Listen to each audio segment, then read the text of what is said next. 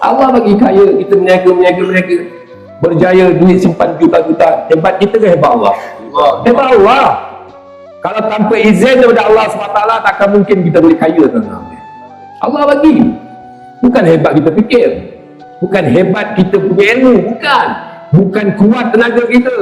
Bukan. Allah bagi. Bukan usaha datang hasil. Yang bagi hasilnya Allah.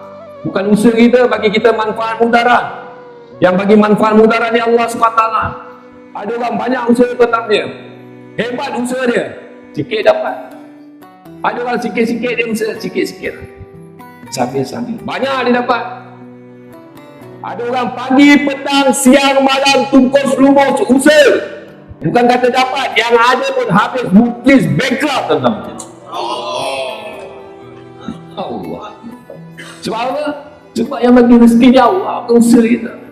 Jadi kita keluar jalan Allah, kita nak nafikan semua ni. Bukan usaha aku bagi rezeki, yang bagi rezeki ni Allah. Yang bagi rezeki tetap Allah. Benar.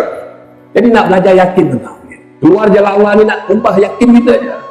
Nak pastikan sebelum kita mati jumpa Allah, dalam hati kita tak ada ghairullah. Dalam hati kita tak ada duit. Dalam hati kita tak ada rumah. Dalam hati kita tak ada isteri. Dalam hati kita tak ada anak. Dalam hati kita tak ada asbab kecuali Allah. Dalam hati kita tak ada benda lain melainkan Allah SWT. Boleh insyaAllah. Jadi kita kena keluar tak ada pilihan. Dunia tak ada pilihan. Pilihan kita satu. Kena bersusah payah, mujahadah, korban diri, harta, masa, keluar jalan Allah. Air mata, nangis malam hari. Doa untuk umat. Siapa doa hidayah untuk orang, Allah SWT kekal hidayah yang dia. Hari ni orang doa celaka ya, tuan-tuan. Doa celaka ya.